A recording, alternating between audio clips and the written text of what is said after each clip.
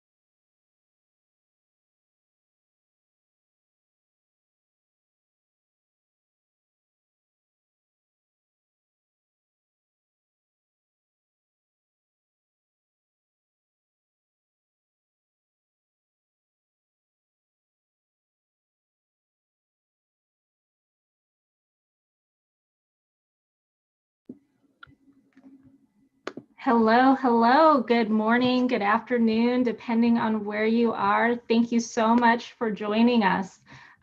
Just pulling up my notes here. Welcome everyone to our Real Talk session with the LGBTQ plus Real Estate Alliance. I am Farah Wilder, the Chief Diversity, Equity, and Inclusion Officer and Vice President at the California Association of Realtors and proud member of the Alliance. We have an impressive lineup of speakers joining us to discuss all things real estate and the LGBTQ plus community. We're honored to be with such an esteemed group of industry leaders. Our program today has three parts. First up, Ryan Want, CEO of the LGBTQ Real Estate Alliance, will highlight valuable insights from their latest Alliance report. And I'm really excited to hear more about that. The 2022 report uncovers surprising results that associations can leverage into actionable diversity strategies. Next, we'll hear an update from NAR leadership on their advocacy efforts and continued commitment to the Equality Act. Oh, sorry, I just moved my screen. Okay. And to wrap up, we have an exclusive one-on-one with Sherry Chris, President and CEO of Expansion Brands, and a panel of Alliance leaders to share practices we can all implement to be better allies to the LGBTQ plus community. As we wrap up Pride Month, it really is an honor to participate in this timely discussion. Diversity really is about celebrating, appreciating, and supporting all of the different groups that make up society. In our real estate communities, we have often sought to find commonality and to avoid talking about differences. But for those of us who are underrepresented in these spaces, that tendency can sometimes lead to our needs not being heard or addressed. And as leaders within this space, all of you have taken on the sometimes tough work of bringing these issues to light, change making, and having tough conversations. So I deeply respect all of the work that you are all doing, and I'm thrilled to be in conversation with you. Now, I just want to jump right in. So sorry, I have multiple screens going, and my notes are jumping all over the place. So bear with me for just 1 second.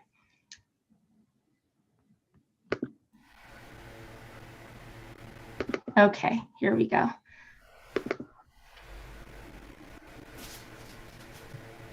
Okay, so joining us now is Ryan Want, CEO of the LGBTQ Real Estate Alliance, my good friend.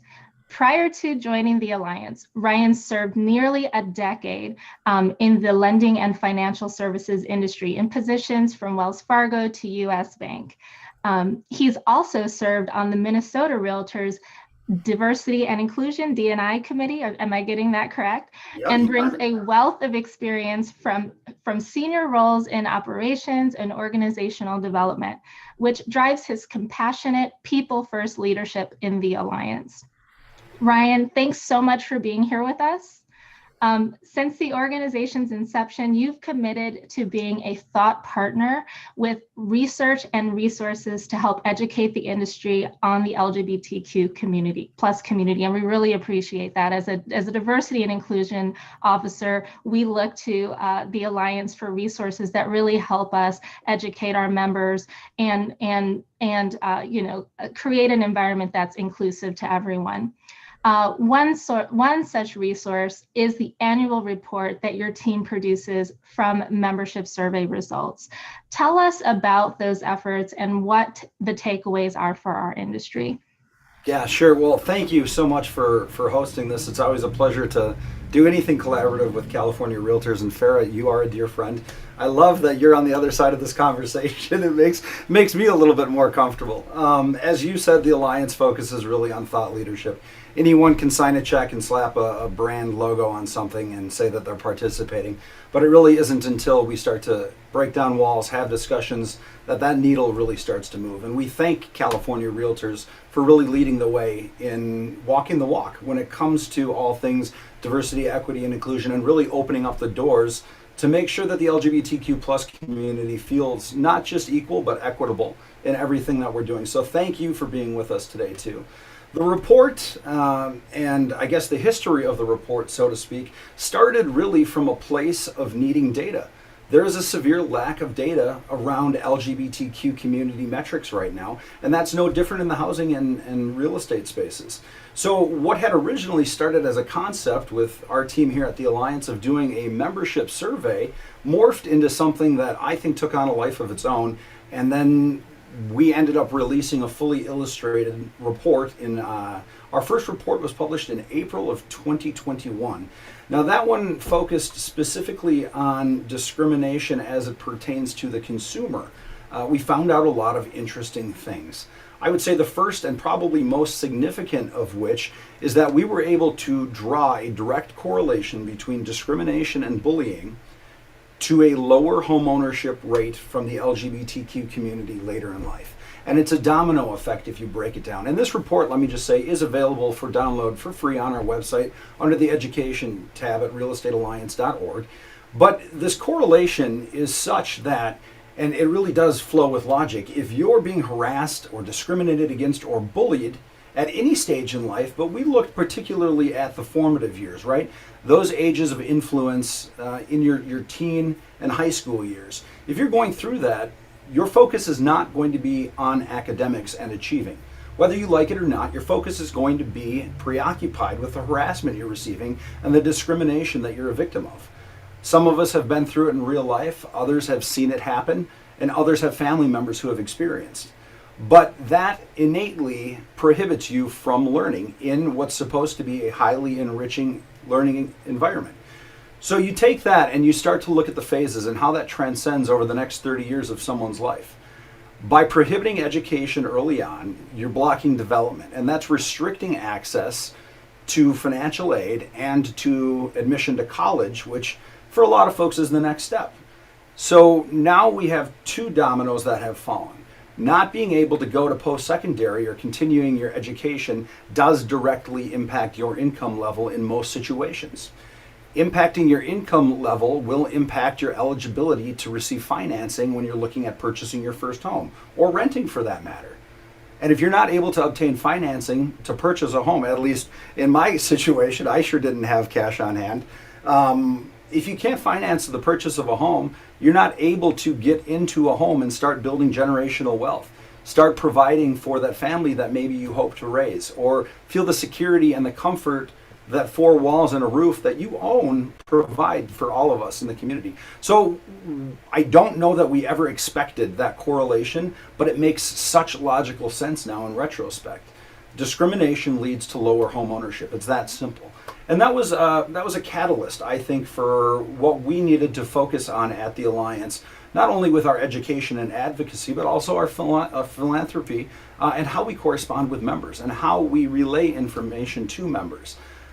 Drawing a very vivid picture that how our kids are being treated in school affects how they are able to survive, essentially, 20, 30, 40 years later. I think it's a very clear message that there is no room for discrimination in this country, and that it does have real life consequences. That was 2021. In 2022, we took a little different approach, Farah, and we actually looked at the impacts of discrimination within the industry, on the professionals working in the industry, and through and from the institutions that compose the industry. And I got to tell you, I was skeptical of going this route, but in hindsight, I am so grateful to my team, the staff at the Alliance, for pulling this report together, because the results were, I don't want to say shocking, but glaringly obvious that there are problems. And those problems start within our industry.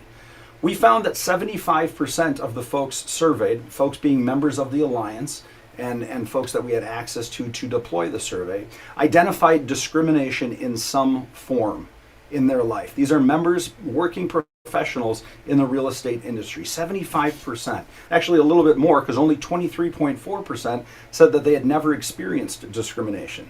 Now, keep in mind, and certainly I understand that there are different forms of discrimination out there, specific to the LGBTQ plus community and the Alliance. About 22% of our members nationally identify as straight allies.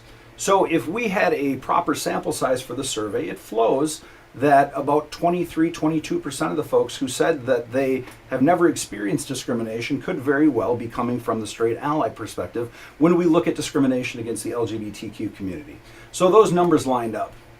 I would say we did indicate, or we found indications of something else that was surprising. While at the same time, it was noted that discrimination was on the rise, there was also a significant amount of data to suggest that realtors, loan officers, folks in the profession noticed a clear and apparent effort on behalf of their organizations and companies to focus more on diversity, equity, inclusion, and inclusion of the LGBTQ community. So it's almost two contradicting sets of data that are occurring simultaneously.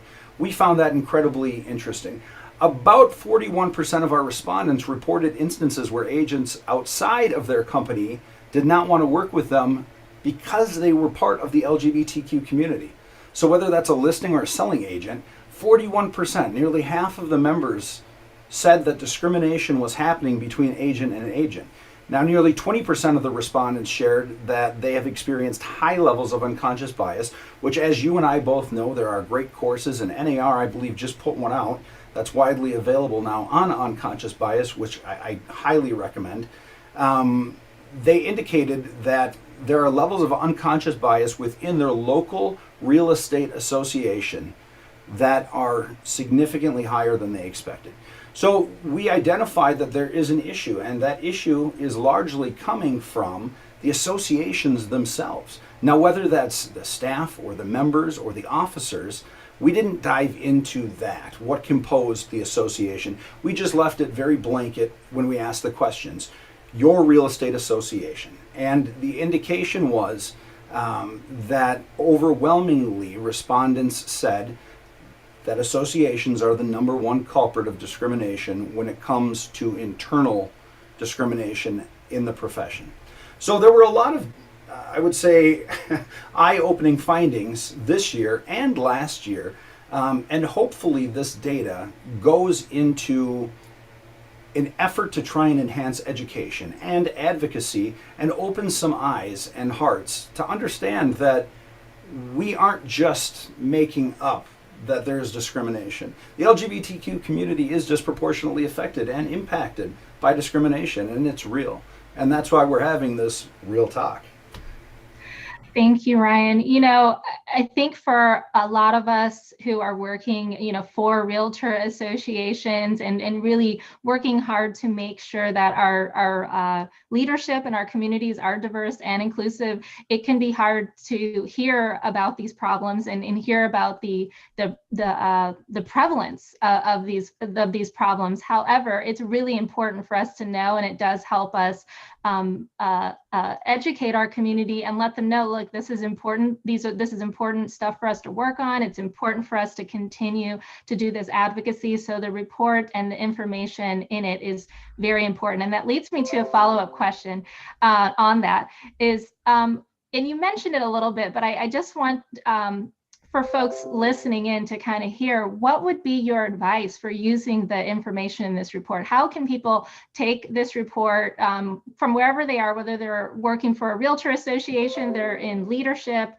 or they are just, a real estate agent, a realtor working in their business? How can they use this information?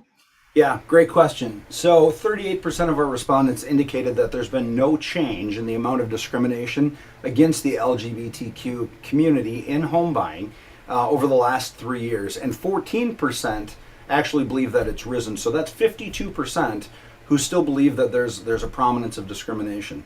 I think what we can do with that is really threefold. For the first time, I would say in our industry, we now have clear results and an understanding of how prevalent unconscious bias and blatant discrimination really are in the industry. And I know a lot of us want to pretend that it doesn't exist, right? The world is a happier place when we pretend something doesn't exist. Ultimately, that's not true. When we address things head on, when we take a stand, when we offer education, insight, when we lobby for advocacy, that's when change starts to occur. Now, the findings clearly show that more work is needed at the company, brand, and local real estate industry levels. And I'm proud that the Alliance has created and is now deploying our Alliance Certified Ally Training Program. We call it our ACA program. Now, for those who aren't familiar, this program is about a 2-hour, 90-minute, give or take, comprehensive deep dive into, as I would call it, LGBTQ Cultural Competency 101. It goes over things that we consider basic within the community that folks who ally to the community might not understand, might be afraid to ask, or find themselves in a situation where they don't know how to approach something. We talk about pronouns. We talk about the complexity of the vocabulary that's really popped up in the last 5 years. Especially if folks have kids who are Gen Z, they're probably hearing all kinds of words that the kids are coming home from school with that they've never dealt with before. This course really dives into breaking that all down.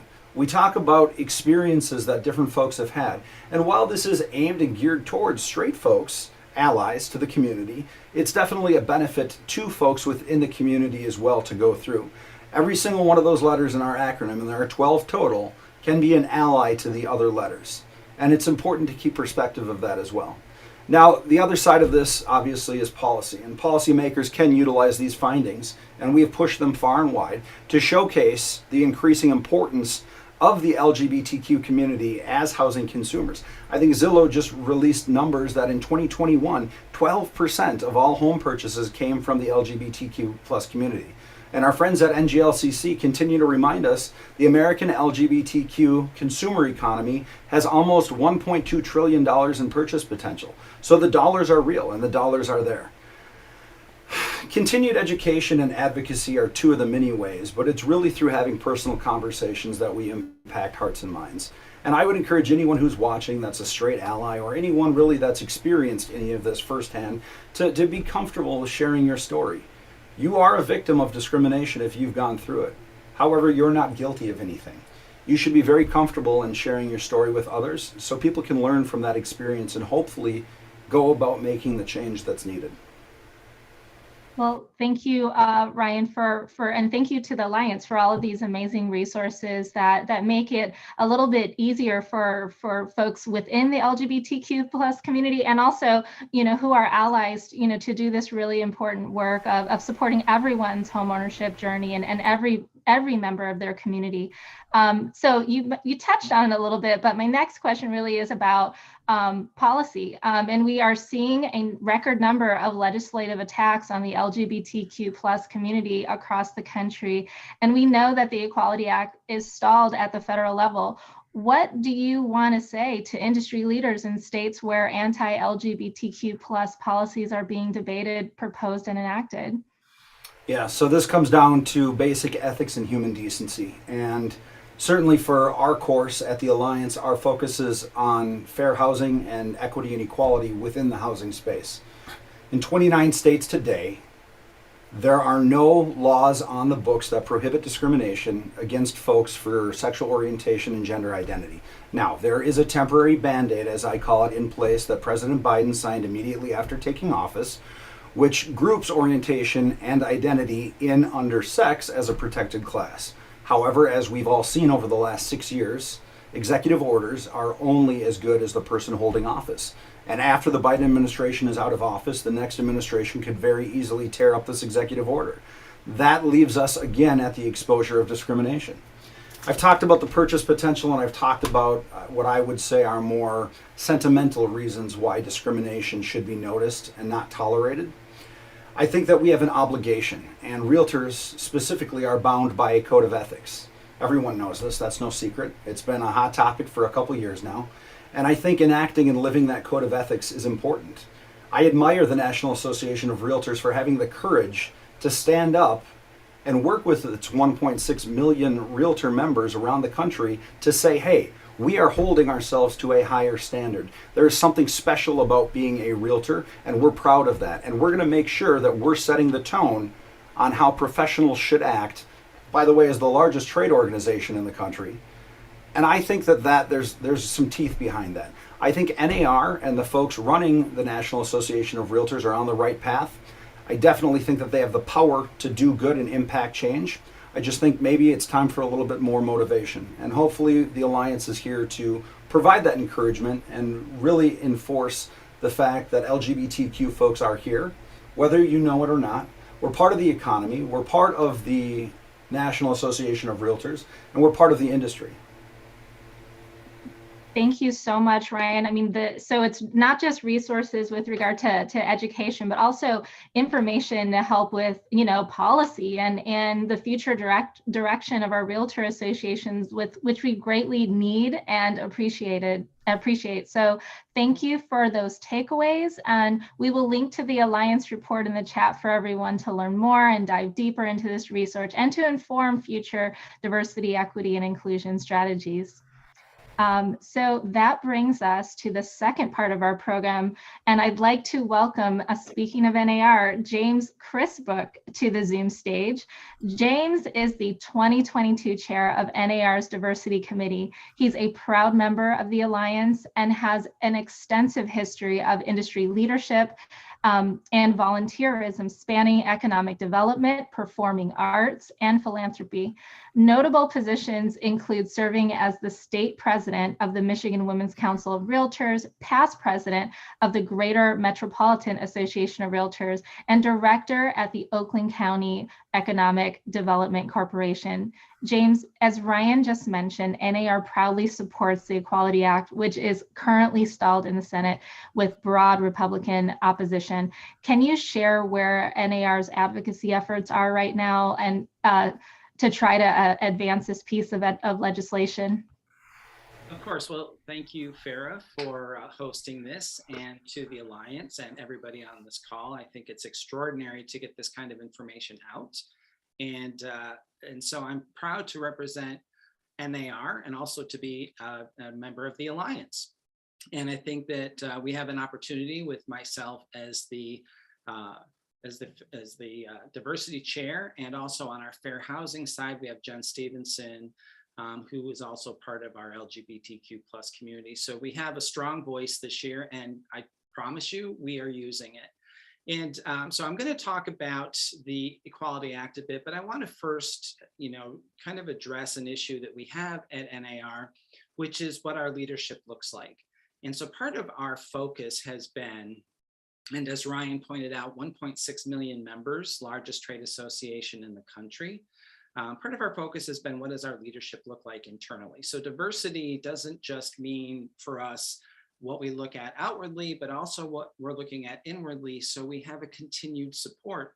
Ryan brought up a great point that, the leadership today, when President Biden is no longer president, who is it going to be?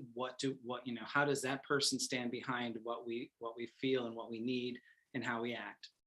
So I just wanted to kind of get that out there. With regard to the Equality Act, NAR has been a very strong supporter of the Equality Act. In fact, a few years ago at our May conference, our legislative conference in Washington, D.C., it was one of our 3 talking points that we took to the Hill, that we took to our legislators, along with 2 other talking points that were more generally housing related, but this was very specific, and we were looking for responses with regard to the Equality Act.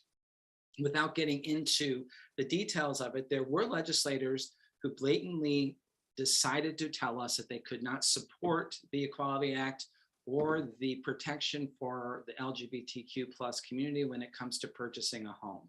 And so therefore, we still have those 29 states that do not have those protections. Immediately after those conversations, NAR did pull our support from those legislators. In some cases, long-sitting incumbents then lost their position, which I'll take, NAR will take credit for, although we may not have total credit for that. But we have worked very hard. NAR recently wrote a letter to House leadership, and we copied all 435 members, giving our support, telling folks our support. I do have that letter I can share with Ryan that we can then post to the website. But that letter was very powerful. Now, unfortunately, and as expected, the Equality Act died in the Senate, and solely due to Republican opposition. And so we're hoping that we can just continue to pound that home. We are a very strong group of people just in our numbers alone. And so hopefully we can move that conversation even more forward.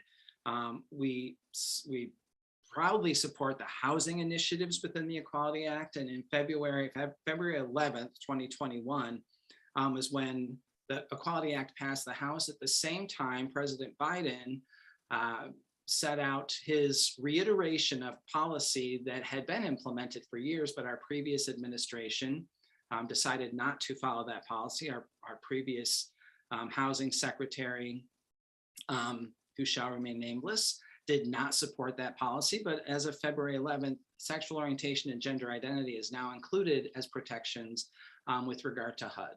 So we're very proud of that as well. Well, James, I have to say, before I was in this role, I was a realtor for 13 years, and I was at the NAR meetings where we were making that big push to fight to have the sexual orientation and gender identity protections put into the Fair Housing Act, and I was very, very proud at the strong advocacy and also at the action that happened afterwards, really to put pressure on those lawmakers that would not support adding those protections for our community. So it was really wonderful to see, and I'm glad that you mentioned it.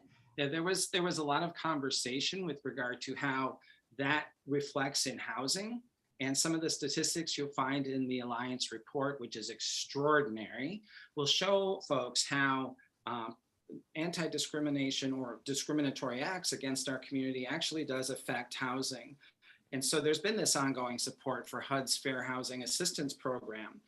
We talk a lot about, based on the Bostock decision, we talk a lot about how our transgender folks may not find places in housing shelters and therefore be able to move on to housing. And as Ryan stated, generational wealth, because we do have families. I have 5 kids. I have, we've had a family for years and years and years. And how do we pass that on to our children with regard to generational wealth?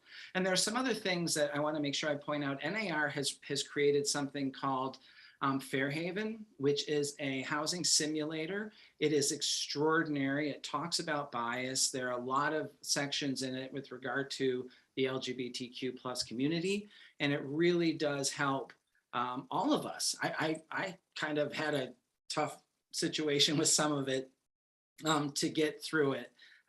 There's that, there's, as Ryan pointed out, the bias video online, and there's also a new bias override course that is being taught across the country. It is also extraordinary and counts for continuing education. I'm lucky to have been asked to teach it in Orlando in November. So if you're going, please sign up for it. And if you don't, sign up for it in advance.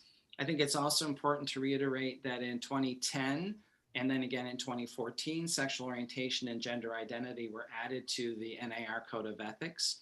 So we've got 1.6 million realtors who are supposed to abide by that, and the expectation is they abide by that. And if they don't want to, regardless of personal feelings, then you're not a realtor, clearly. So, and we've been very, very involved in the Build Back Better Act with regard to housing in general, but more specifically to protections and anti-discriminatory action against our LGBTQ plus community. And as someone put in the chat, the C2EX, Commitment to Excellence, is a great program, and it has a lot of that information in it as well.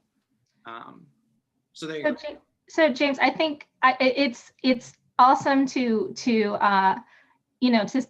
see NAR continuing to deepen its commitment to fair housing and to the LGBTQ plus community. And I think Fairhaven is an excellent program. So I'm glad that you brought it up. So anyone who's watching, if you haven't had a chance to take it, please take it. I have one more question for you. And I don't think I would be a good moderator here if I didn't ask you about the work that NAR is doing on diversity, particularly since, the Newsday Divided report came out. We had, the terrible murder of George Floyd in 2020, and the reckoning that many industries, including the real estate industry, had. We've all been doing self-reflecting. We've all been thinking, where are our blind spots? What more can we do? And we know that there's still quite a bit of work to do.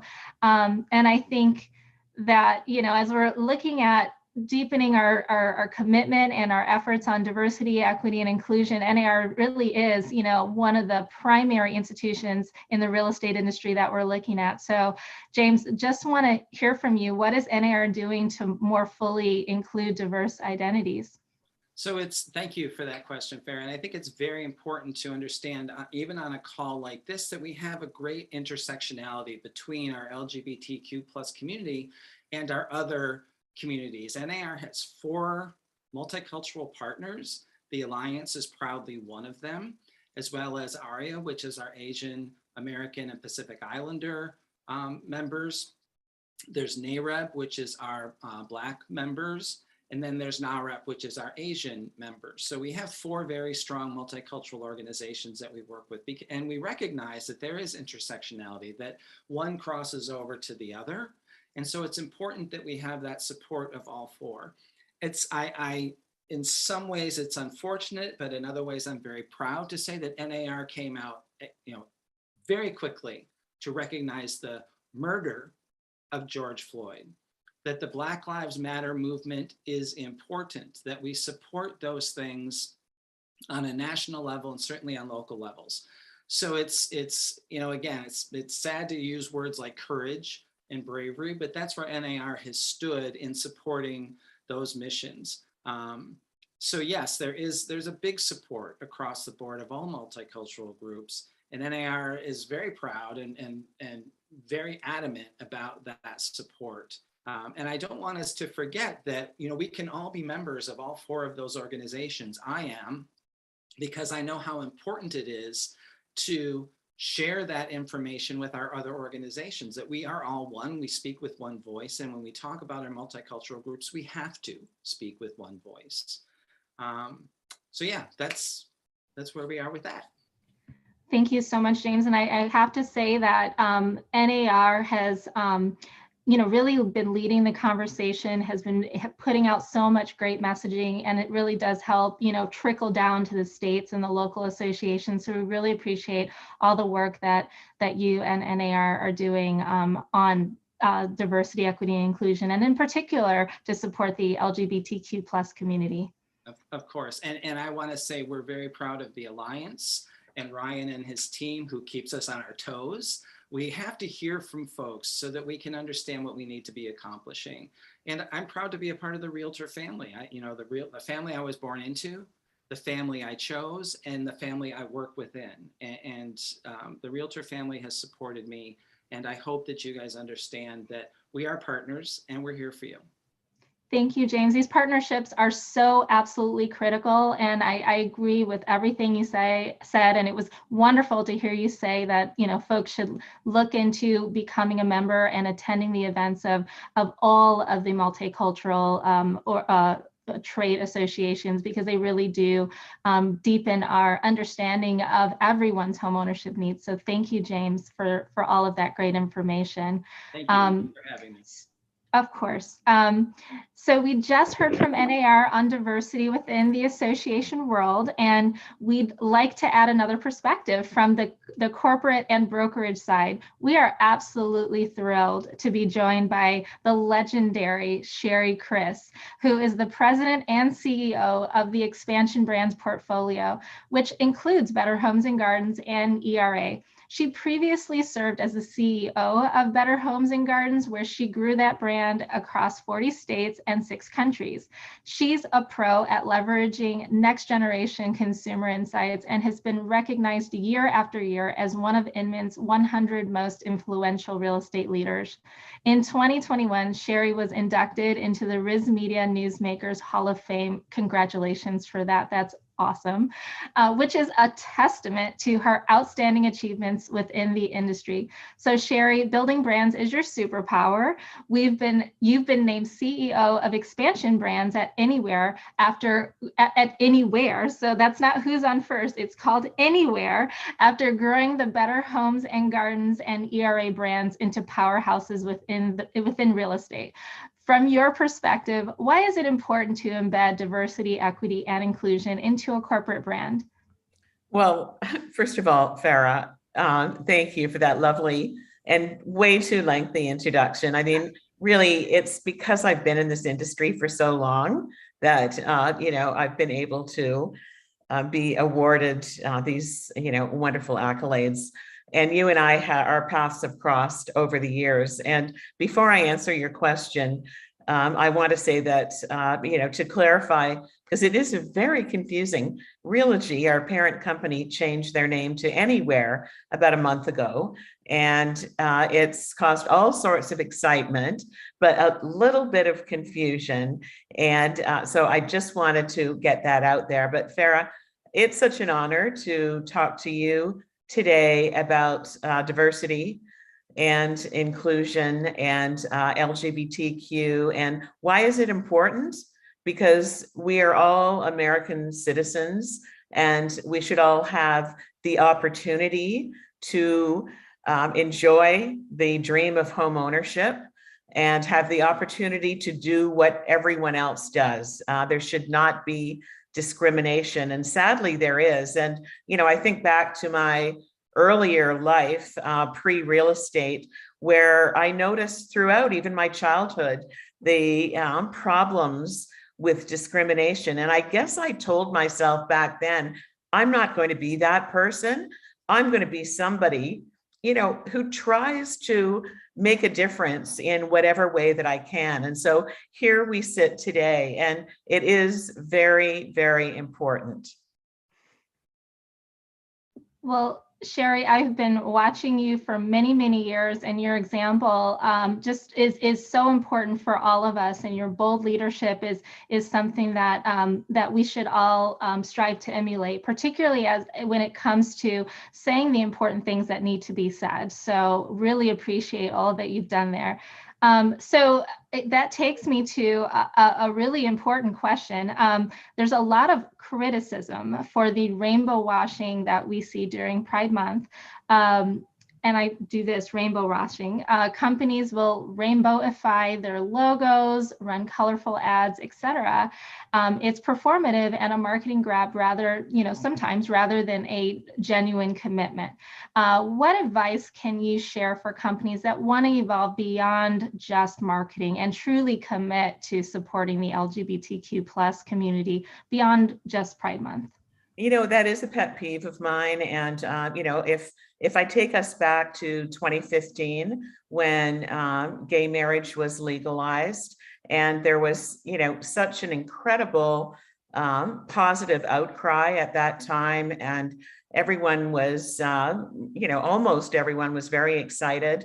And I think what happened at that time was that companies just felt, corporations across the country and around the world felt that they had to jump on board and be part of this movement. So I'm going to suggest that it was innocent at first, and it was done in a positive way, but that's just scratching the surface. And so, to fly a rainbow flag for the month of June in front of your corporate headquarters, that's lovely. It really is. But that's just scratching the surface. And so if we look at some of the things that we have done to build a foundation, because it starts with a foundation. And so if I look at the Better Homes and Gardens real estate brand, first of all, which is the brand I founded 14 years ago, we decided to launch with a stated set of core values. At that time, those values were passion, authenticity, innovation, growth, and excellence. And so the word innovation got kind of old after a few years. Everyone is innovative with everything that we do, and we wanted to include diversity in our values, and we just didn't know how. And so finally, we decided to change that one word to inclusion. And little did we know the effect that was going to have. And this was 5 years ago. And it was a positive effect and unfortunately a negative effect. Some companies that were looking at us to franchise with us said, no, we don't believe in that. And so I said, well, I'm sorry, we won't be doing business together. So that was kind of a shocker at that time. The positive piece of it was that our broker owners and agents across the country and beyond embraced that change. And in fact, many of them use PAGE, as we call our values for Better Homes and Gardens real estate. They use PAGE today in many different ways, including awards, on their business cards, talking to consumers about their core values. So it's stronger today than ever before. And with the ERA brand, that brand really stands for local and neighborhood. And it's very important for our broker owners and agents within the ERA brand to also be completely open to help everyone in their individual communities hopefully enjoy the dream of home ownership. And so that inclusiveness really, starts with a foundation. If I can continue and just say at the anywhere level, we have employee resource groups that encompass all different types of people within our organization of over 12,000 employees. And so the Real Pride employee resource group is very strong, particularly this month during Pride Month. And in fact, we'll be having our celebration, and Ryan will be joining us tomorrow for our celebration as we celebrate Pride Month. But what that has allowed us to do from an employee perspective is have people come out that may have been frightened to let others know of their sexual orientation. And that group is just so strong. I chaired it as an ally and as an executive over the past 2 years. And it was really so worthwhile for me to be able to do that and learn from all of these wonderful people who have faced hardship during their lives, and hopefully will never have to do that again. You brought up a really important point about visibility, and I think it's really, really, I don't think that we can drive this point home enough, and really appreciate your allyship here, because what what can happen is that, if you read in the report that the Alliance puts out, is that safety is a major concern for members of the LGBTQ community. It drives housing decisions. And also, there are so many people who literally are terrified of being themselves in every single environment. So, having so much visible allyship and having so much visibility really does foster a safer environment. And so love that you're doing that. Well, thank you, Farah. And, the point that you just made, let me add on to that and say that by coincidence in 2015, we did a survey, a consumer survey of LGBT adults across the country as it relates to home ownership. And we believe that it was the first survey of its kind.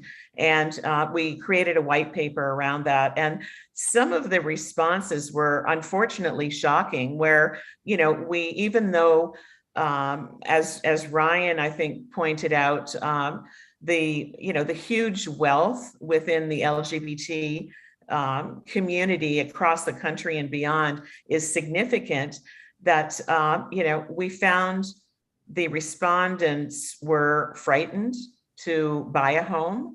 They were afraid that they weren't going to be accepted in the neighborhood, that schools were potentially a problem. And this was before even getting started. This was a fear that they had based on previous experience. And we need to tear all of that down and, live our lives in this industry and beyond by actually helping everyone and not creating fear.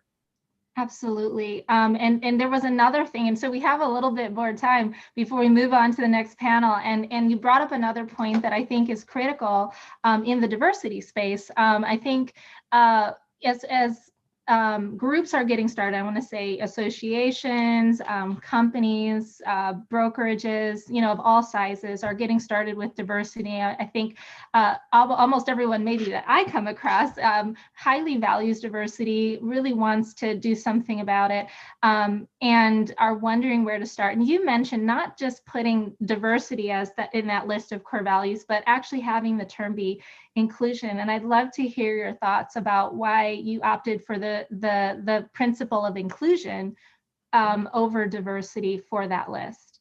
Well, the word inclusion to us, and we have meanings behind our own meanings behind every one of our core values. And the word inclusion to us means including all people and ideas. And so it's a very simple explanation, but it's, when you think about it, it's a very deep explanation. And so we want to include ideas outside of the industry, bring them into the real estate industry, because there are a lot of great ideas as it relates to DE&I, but in general as well. And so we look outside the industry for ideas, but we also, the inclusiveness of bringing all people together. And we also belong to, and I do personally, AREA, the Asian Real Estate Association of America, NAREB, and of course the Alliance. And with each and every one of these groups, it's not a matter of being a corporate sponsor. It's a matter of doing what you can to give back and asking, what can I do to help you? And if all of the members did that, rather than, ticking off a box and saying, I'm a member of a group, think how powerful that could be. A lot could happen around that. And so the I in inclusion has a powerful meaning. And, as I mentioned, not everyone got it when we did it, and not everyone wanted it. But today it's just more powerful than ever, and so very important. And, do we have still a few more minutes? We do. Okay, well, let's go back to that rainbow washing question again, because, I think we touched a little bit on it. And, of course, I have my own take. based on what happened in 2015, but we're in 2022 now. And so things should have changed. And one of the things that I see out there, and I know you do as well, is that there's still that flying the rainbow flag, but not much else. And, I want to encourage companies and people listening today that are within corporations to go back and look at your company and see what are you doing and what can you do differently? Because, I had this epiphany, I think it was in 2018. I'm Canadian. Some people in the audience know that. And I was in Toronto during Pride Month, and I was astounded by how many flags and banners there were on all the large life insurance head offices, bank head offices. And I thought to myself, that's lovely, but what are they doing? And so I did a little bit of research and found out that, in many cases, unfortunately, it wasn't that much more than either writing a check, which large corporations can do, and it's great to get the money in, but not much more. And so it's something that does need to change. And being part of a publicly traded company myself, I'd love to be able to do what I can to help facilitate that change. So we do have a smidge more time, and I had one more question because I just really enjoy chatting with you, Sherry, and these are really great insights. So if there was one thing that, beyond, so taking it a step beyond just putting the pride flag out or a rainbowifying your logo, that let's just say a company or brokerage, maybe a small brokerage or a small business owner could do to really show a commitment and support for the LGBTQ plus community, what would you recommend that they do? That's a very good idea, or a very good question, I say. I would, if you're a broker owner, look at the makeup of your company, look at the makeup of your agents. Does that makeup mirror your own community? And chances are it doesn't. So we're going beyond LGBTQ right now and looking at diversity in general. Does, your agent, do the faces of your agents meet the faces of your community? And chances are no. And it's one of the things I like to talk to our broker owners about regularly is take a look at that and also get involved locally. I get involved nationally because that's my role, but get involved in your local communities. Example, and this is something that I was asked to do. Right now I'm in Palm Beach, which is my main home. And there's a fundraiser in December for the LGBTQ community. It's called Compass. And so I was asked to be on the steering committee. And what I'm going to do is try and raise money for that group through different real estate companies that are local and brands that are local and, other companies outside of real estate. So that's a local thing. And that's often a really good starting point, is to look local and, eventually go global, but start local. So if anyone wants to donate to Compass, just give me a call, or you can attend the event in December. Palm Beach is lovely in December. I love that, Sherry, and it was, you were working both roles in the conversation too. Yes, so that was just awesome. Kind of how my brain works, I think.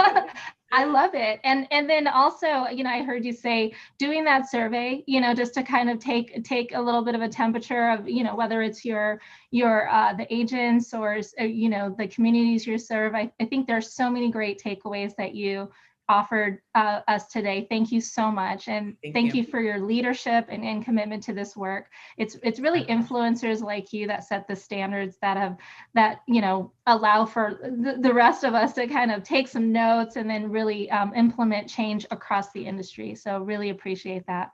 Thank you, Farah. It's my pleasure. Of course. And hopefully we get to chat again soon. I really enjoyed it. I'm sure we will. I hope so. So Next, I'm really excited to move on to a candid conversation with Alliance leaders.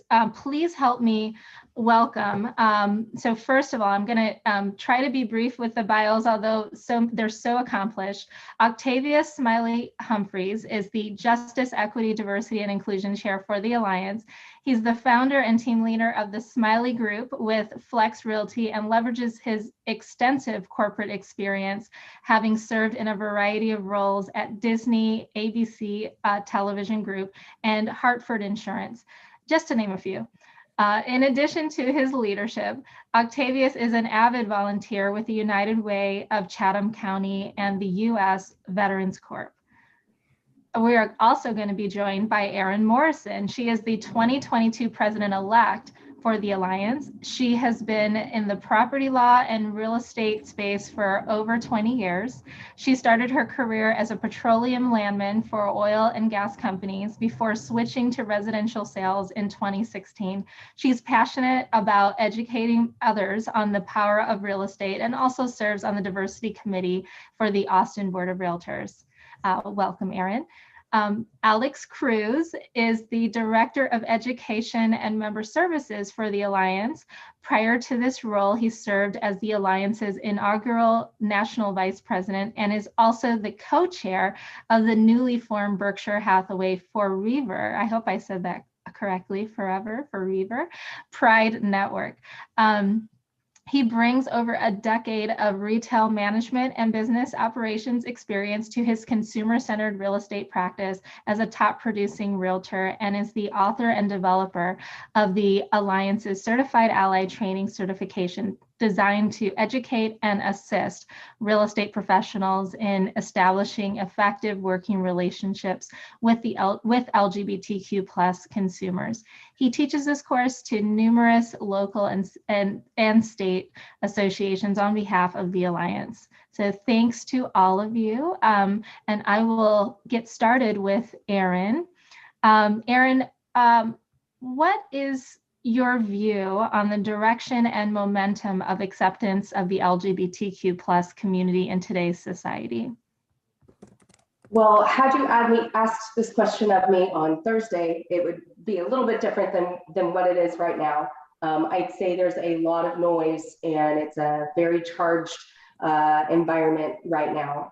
There's a lot of concern within our community, but I will say that the latest reports are showing that the majority of our country is accepting of the LGBTQ plus community. So that's very encouraging.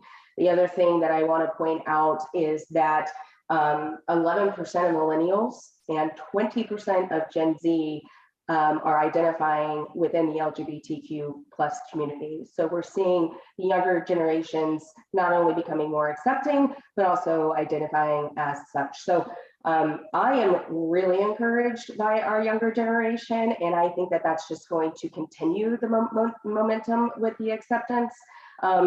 I confessed this on stage at the housing policy summit that we had, but I am a TikTok fan and I go into a TikTok hole about an hour before I go to bed, and you can see, it's a young platform. You can see the younger generations, they will actually call each other out and say that they do not pass the vibe check.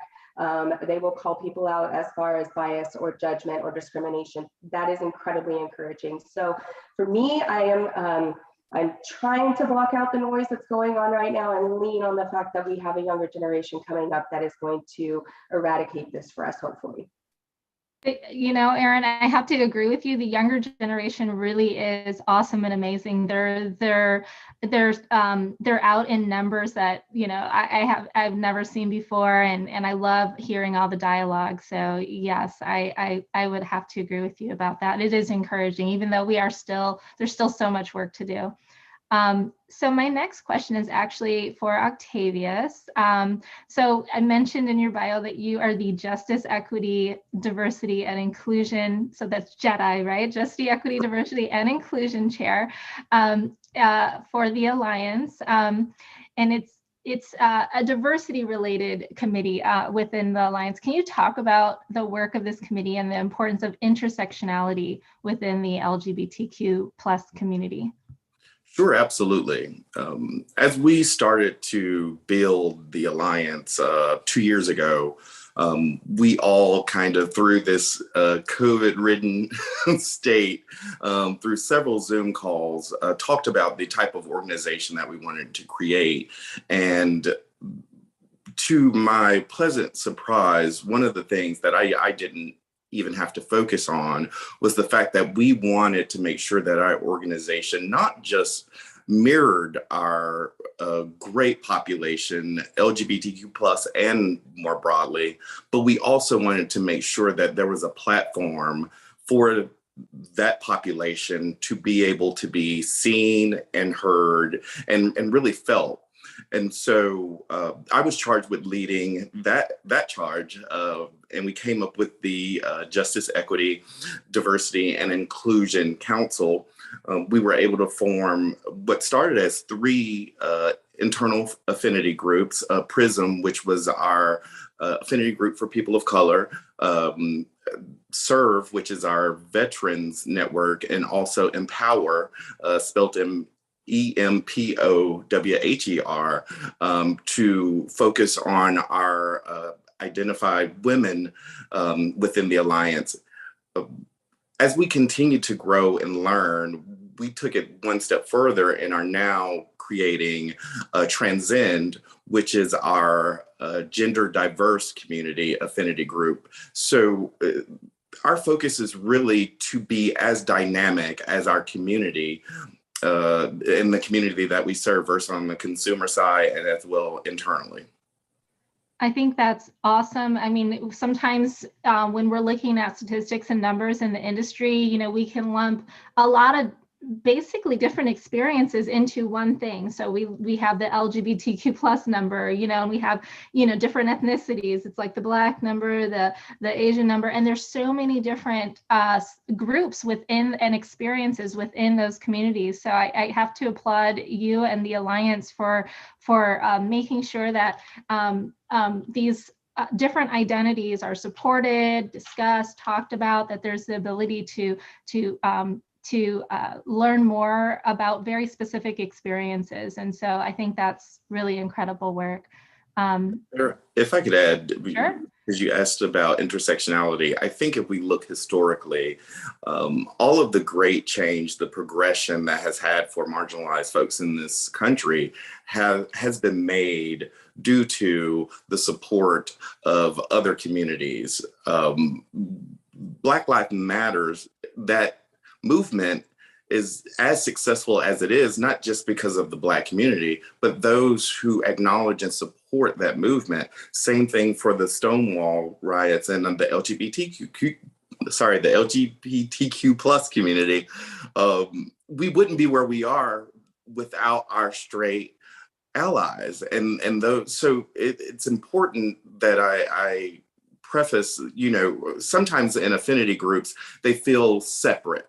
That they're separating our population, but for us, it's about giving each population a platform so that they can have the same opportunities, right? Because part of the JEDI is equity, and you can't have equity without visibility.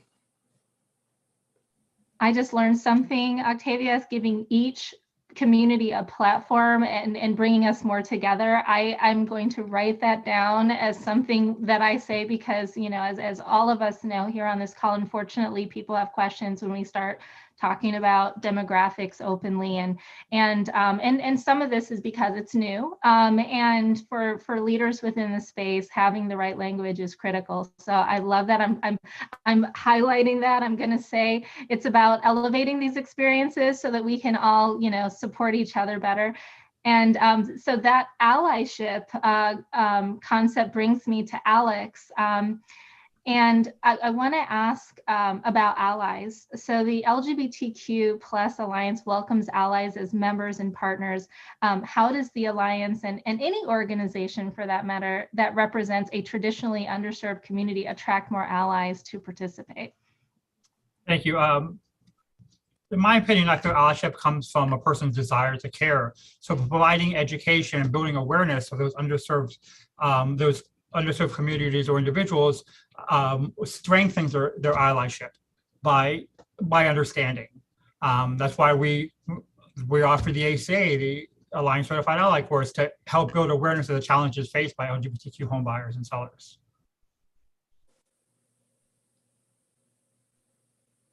Sorry, I realized I was muted. I had a follow-up question about the ACA, because I know, this is such important work to do this education. There's a need to kind of know how to better support, various communities, and this one is really specific to the LGBTQ plus communities. So can you talk about, kind of how that course works? Where can people see it, and if it's not provided somewhere, how can folks get access to it?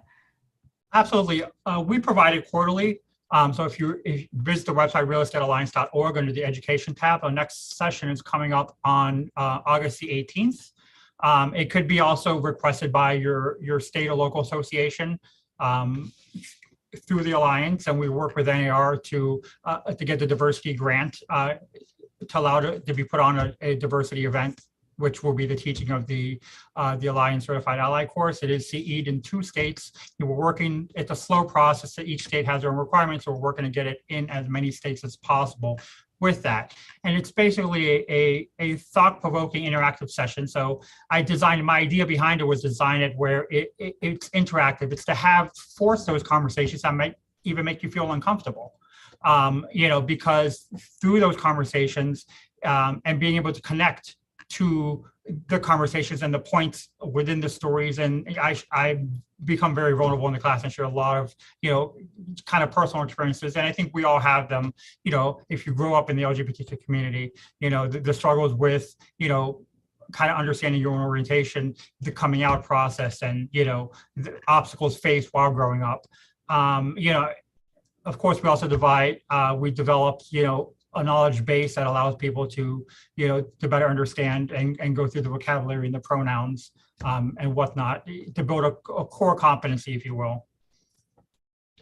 I think it's such important information, and I think not everybody identifies. And this is for a lot of different communities. Some of these concepts really are, whether we're talking about race, we're talking about sexual orientation, any a demographic that's really underrepresented or has been underserved. There's a lot of kind of cultural things that may folks just might not be aware of. So when supporting members of the LGBTQ plus community, all of that information is really critical. So thank you for developing that course. And I have another question for everyone, and we can kind of, I'll call on everyone in order that you are on my Zoom screen. So because I think this is important, we chatted about it with Sherry. There's the report that the Alliance came out with talked about safety as one of the biggest concerns for members of the LGBTQ plus home buyer or home searcher for that matter. What are your thoughts on this, and how can real estate professionals or communities help address these concerns? And first on my screen is Octavius. So, of course, it's top of mind. I always share the experience of when I moved from Atlanta, which was home for me, and I've been self-affirming gay male since I was 16 years old, and grew up in a community that I felt very comfortable. And the only other place I lived was Los Angeles.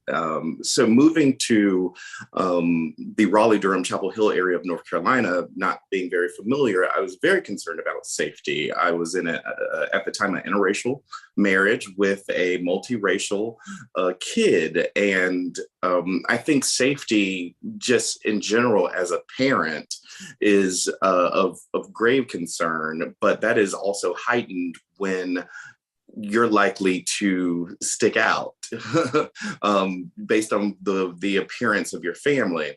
I think it's important for us as realtors to understand that, to have that sensitivity level to our LGBTQ plus clients, that it is a concern. And I understand the restraints we have based on real estate law and the thing and fair housing, but that doesn't mean that we remove that human side of it and that sensitivity to being to listen to their concerns and to understand their concerns.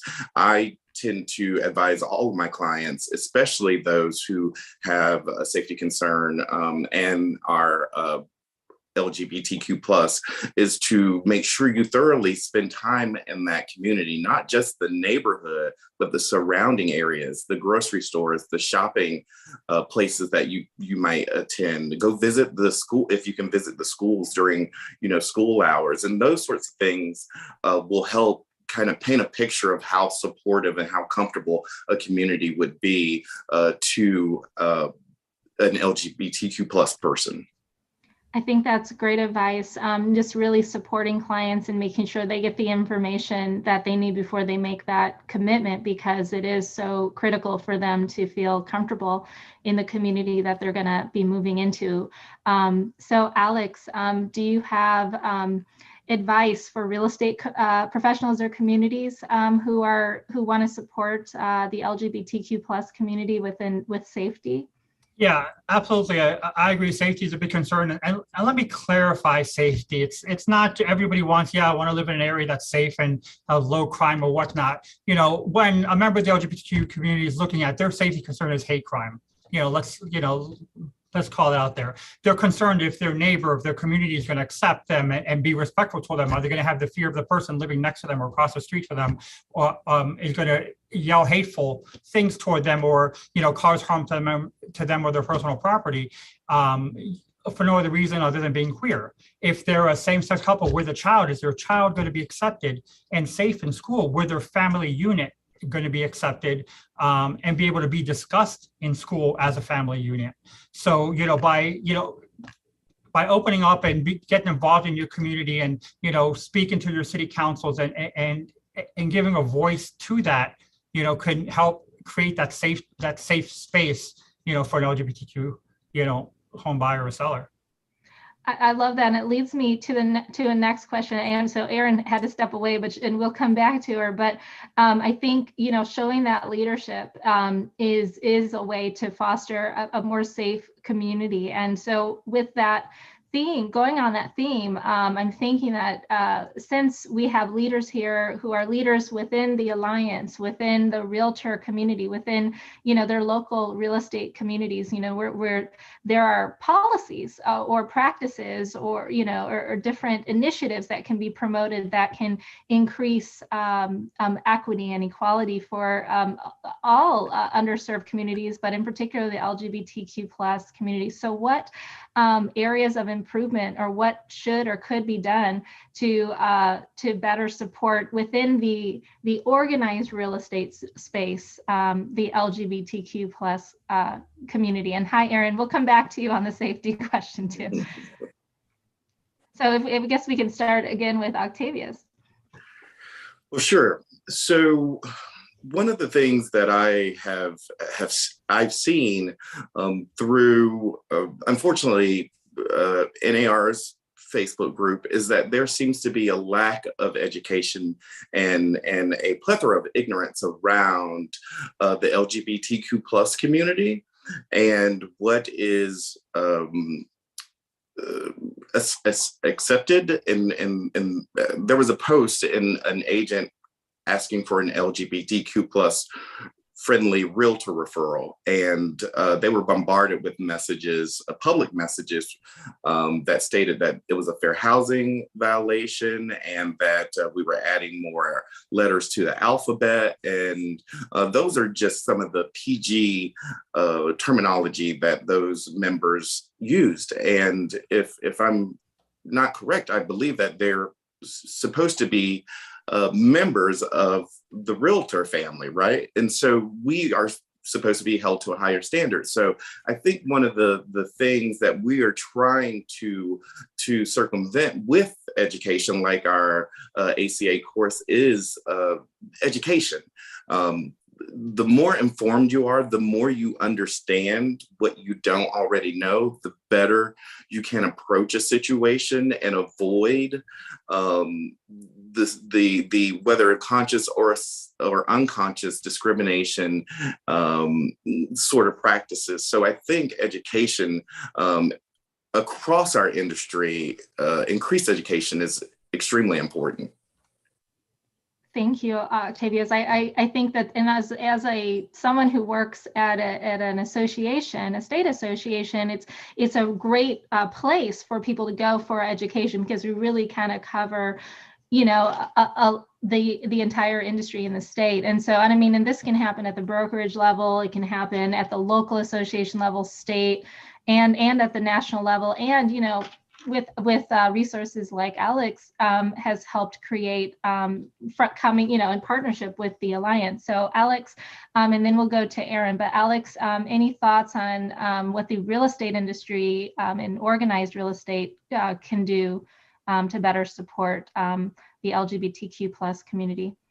Yeah, obviously it goes back to kind of piggyback on education, and you know, but you can't force and jam education down somebody's throat. So, and it goes beyond saying, hey, you're welcome, and changing a logo. It's do I belong to? You know, you could absolutely say you're welcome here, but when I get to the party, you know, do I feel like I'm welcome in the party? Am I ostracized to a corner of the room where I'm not greeted, nobody's talking to me or anything like that? So it's the same thing as you enter, you know, at your association, your state association, your local, these conferences and things like that. Are you being welcomed with open arms? Are you being embraced? You know, and those kind of things as well is also, you know, a way to make somebody feel welcome. And that even speaks to some internal kind of education. So either policies or education of the existing group as to how to foster an inclusive environment. I think that's awesome. Okay, so Aaron, any thoughts on the real estate industry, kind of institutions, volunteer leadership? What more can be done? What should they be focusing on? Yeah, so I'm going to be the third one to say it here. Education, education, education. You do not know what you do not know. Alex has done a great job with the ACA course. And that in conjunction with everything that NAR offers, Fairhaven, you know, at home with diversity, I feel need to be mandatory in order to move forward in the environment that we're in right now. For people that may not identify within our community, regardless of where you stand, having compassion and empathy right now, and just listening to people in our community that are valid in their fears and their concerns, just listening to that is, I think, very much needed. The next thing is, you know, you want to make sure that you get into the local associations, get in with your local chapters, have a seat at the table, have a voice, and be loud about it. And then lastly, make sure that you go out there and vote. Get out there and vote. I think that's an awesome reminder, Aaron. I mean, so, you know, we kind of, it's a little bit related to the policies, but, you know, we might, you know of some candidates, or, you know, that have particular politics that actually, you know, might foster a more inclusive environment or lead to policies that offer, you know, more assistance for members of underserved communities in their homeownership journey, or in their participation in a community. So, you know, being aware and voting and maybe spreading the word can also be extremely helpful. So we have a little time here, and I'd love to kind of find out from all of you too. What about the practitioner? So we talked about safety, but there's also other things. So if someone is a practitioner and they want to provide better support for all, you know, members who, you know, may be underserved in their communities, but particularly for the LGBTQ plus community, what advice do you have for, you know, the real estate practitioner? And we can get started with Octavius, because we're going around. So for me personally, what what I did, what I thought was important to me, not just from a personal standpoint, but also as professional standpoint. When I started my real estate career in North Carolina, I had previously practiced in Atlanta, but being in a different environment, I wanted to be authentically me. And I thought that was important because, as we said at the top of this panel, this call, was that representation matters. And if you don't see someone who looks like you, sounds like you, you don't want to be that, or you don't think you can. And so being in this new environment, I figured I didn't have, I wasn't going to lose friends or clients, so I could start being authentically me. I make no qualms about being a 6'2", 250-pound Black gay male. And that's important because society would, and excuse me to go down this road, but society would say that I'm a big, scary person, right? But anyone who knows me knows that I'm not. And so representation was super important. On the flip side of that, it was also important for me, and for me to educate, not just for me personally, but to educate my counterparts that you can't ignore discrimination. You can't ignore, just because you feel like you're an ally and you support the LGBTQ community, but the person in the cubicle or the office next to you who says demeaning things or makes jokes, and you would never say that, and you find it incredibly offensive, but you say nothing. I hate to say it, but that charge is on you as well. So as practitioners, we have to be able to walk our walk, but we also have to be vocal and call out discrimination, not just for the LGBTQ plus community, but discrimination in all facets, because it's wrong no matter who it's towards. I love that. It's a great reminder to, when you're an ally, and we all are allies to someone, but also for our allies, is that concept of see something, say something. So it is a great way, a very easy way, a very low time way to really show support for the LGBTQ plus community. Okay, so to Alex, what can the practitioner do? And if if you can also bring up, what kind of challenges does a home buyer face, and kind of how does the practitioner kind of help support or help break down those potential barriers or potential obstacles? Well, I think as a practitioner also, it's extend those boundaries beyond you and extend it to your clients too. If you're listing a property, and are you going to allow the client to willfully discriminate against who the buyer is? That's when you have to decide. You go, hey, I can't allow you to do that. With and you might risk the chance of losing that client, but you have to stand up for the code of ethics. As an agent, so extending that also to your client. How many times do we do it, as list agents, when you get your buyers submit the offers, and you call the buyer's agent, go, hey, tell me about your client. They're qualified. What's the tell? Do you have a pre-approval? If I tell you anything about them, I'm violating fair housing, because I can't tell you anything without kind of touching into protected class at all, not even LGBTQ, any one of the protected classes. So all you need to know is right there in that purchase agreement and their pre-approval. So I think, finding the challenges on how we deal with when the discrimination is coming from our clients, who knowingly, is going to not allow somebody, to buy a house because it two same genders, on the contract, or the neighbors. I tell the story often. My sister sold her house in July. I referred her an agent, and she moved up here to Ohio, and the neighbors approached her and said, don't sell to any Hispanic or Black people. She was floored. It's like, we're Cuban, we're Hispanic, what do you hello, we're a minority group too, and you're telling me, so it still happens. So it's stopping the clients from the ability of doing that.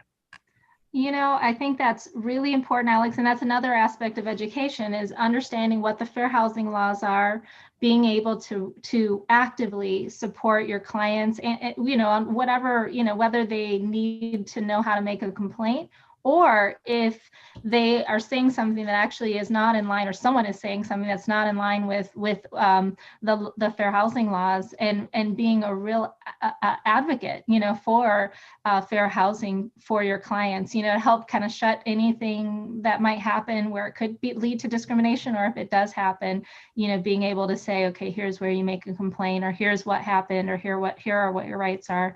So I love that. And then Aaron, so we have just a few more minutes. So Aaron, what are your thoughts on that? Yeah, so I just want to expand more on, I'd say, the buy side. So for our clients that are purchasing homes, being there and walking them through this process hand in hand, and making sure that they're taken care of and heard is incredibly important. You have to ask the right questions. I know that we need to ask how they want to take their names and title, but in this environment right now, that is so important. They need to have that conversation with the title attorney to make sure that they are protected, correct? We've had reports of making sure that our trans folks are addressed by the proper name. Their identification could show their dead name, and there's a whole list of alias names that are presented during closing, making sure that that purchaser is being addressed by the name that they have chosen is of the utmost importance. Also, think of taking insurance, right? There have been reports of insurance policies not being able to have same-sex owners on there. It's owner and tenant. So walking through this buying process with these clients, having conversations up front with your clients, making sure that they are talking to an attorney, making sure that they that the title company, lending, everybody is addressing them appropriately and handling the marriage, the same-sex with taking policies, etc. is just my recommendation. Aaron, I found that, some of my clients, and this, sometimes it was, it was of all, different backgrounds. Sometimes they would have a different name that they, that they were, that they identified with versus, what might have been on a driver's license. And there were other, kind of instances of misgendering that sometimes would occur. And I think with any client that you are representing, all of them actually, if this wasn't just, with folks who are from underserved communities, but I think it's really important to remember to really be there step by step, but in particular for folks who may be more likely to experience discrimination or may be more concerned about the possibility through the transaction, because that support and that advocacy can really help people get to the finish line and feel really good about the process that they just went through, and really can make the difference between people staying involved in a very complex, more and more expensive and complex transaction that we're having nowadays, and becoming discouraged. So I think that was a great point. So we have 1 minute left, and I think we would be remiss if we did not mention that there is a big conference coming up, a big event, an annual event coming up with the Alliance. And so I'm not sure who has the most details, but if someone could kind of talk about when that's happening, where is that happening, and how can folks find out more about that? Well, I'll jump in. And Alex, I know you probably have worked a little more, but it's September 27th through the 29th, correct, Alex? 28th, technically. 28th, sorry. Yeah, 28th to the 30th. Yeah.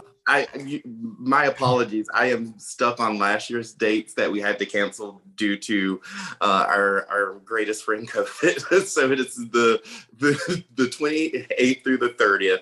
It will be held in Las Vegas at Resorts World. It's a Hilton property, brand new property, extraordinary property, where we have celebrities lined up, but so it's going to be fun, but it's also going to be educational, and it's going to be a great time. So if you have any questions, are interested in attending, there is a live link on our website that you can follow to learn more about the conference and to register. We are filling up fast, so love to see you there, and let's play some blackjack.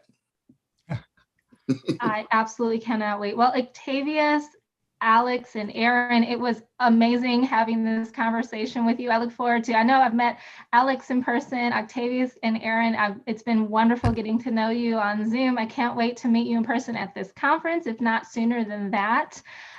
Sherry, James, so wonderful also chatting with you. And for everyone who joined us, thank you so much for sticking with us for this very important conversation. We look forward to seeing you again soon. Take care and happy Pride. Happy Pride.